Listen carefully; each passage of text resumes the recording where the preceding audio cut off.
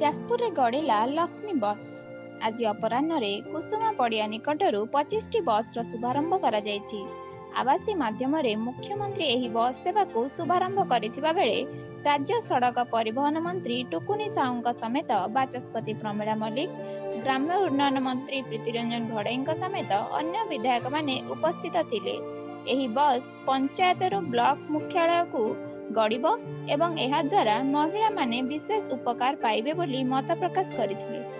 आमे साधारणतः जेतेबेले घरे झीटे जन्म हुए आमे समस्त कहते घर को लक्ष्मी आसिले से लक्ष्मी बस आज जो योजना माननीय मुख्यमंत्री प्रणयन करछन्ती निश्चित भाव में माँ मान भितर बहुत गोटे उत्कंठा बढ़ी जाइए कहीं समस्ते आज बहुत सुविधा पाइबे जो ब्लॉक को आसुले कि सदर महकमा को आसुले पुणी किछि दिन भितर 5 टंकार पुरी जाइपारे से ये गोटे सुंदर पदक्षेप माननीय मुख्यमंत्री सहित मुझे सांगठनिक संपादक श्रीयुक्त प्रणव प्रकाश दास को आमर भिके पांडियान सार जी की 5T अध्यक्ष कृतज्ञता देवी आम जाजपुर जिलार समस्त विधायक मंत्री समस्त मोर कृतज्ञता ज्ञापन करी एवं विशेष भाव में आज बहुत खुशी आम अंचल उत्सव मुखरित होमें मानने समस्ते आसी पहुंचीचु किसी क्षण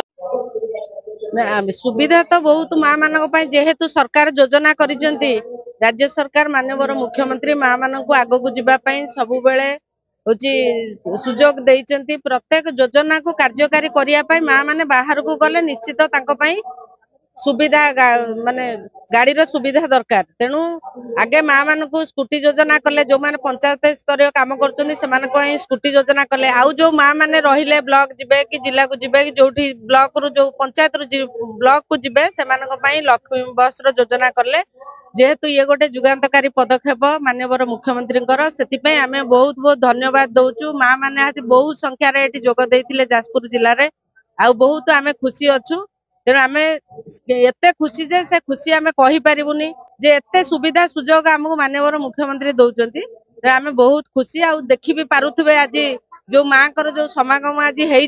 माने खुशी रे से माने एते खुशी अच्छी माँ मान को संख्यार देखी पारुथे तेणु से देखिले जानी पारिबे जे आम माने केते खुशी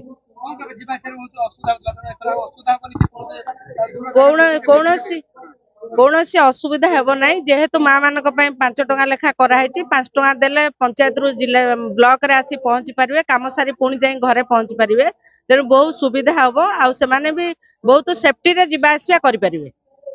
चहल सृष्टि करछि लक्ष्मी बस ये केवल बस नुह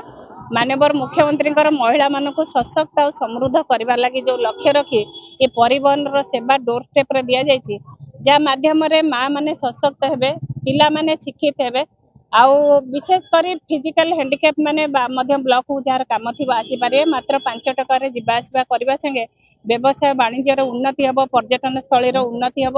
आशा गोटे नूतन ओडिशा नवीन ओडिशा रे समृद्ध ओडिशा रे गठन करने लगी लक्ष्य रखिंट विशेषकर आज ओडिशार 6 गोटी उपकूलवर्ती अंचल रे आमर आज लक्ष्मी बस चली जमी प्रभु जगन्नाथ धाम पुरी केन्द्रापड़ा तुलसी क्षेत्र आउ नयागढ़ खोर्धा आउ जो जगह को मुझे जाजपुर माँ विरजा क्षेत्र भद्रकर बाबा अखंडलमणिकर क्षेत्र विशेषकर 6 गोटी जिले में आज जो भाव में लक्ष्मी योजना आरंभ कर आशा रखुची परिवहन सेवा डोर स्टेप रे पहुंचब माँ मैंने सशक्त हेबे पिला माने शिक्षित हेबे नूतन ओडिशा गठन सारथी हेबे। आमर प्रत्येक जिला को स्ट्रेंथ वाइज दि जाइए तो आम डिटेल डाटा आम आरटीओ ठार आनीदेवी आपण मानक आम जो जिलार जी स्ट्रेंथ देखी प्राय 2-3टा पंचायत को गोटे लेखा बस दि जाऊँगी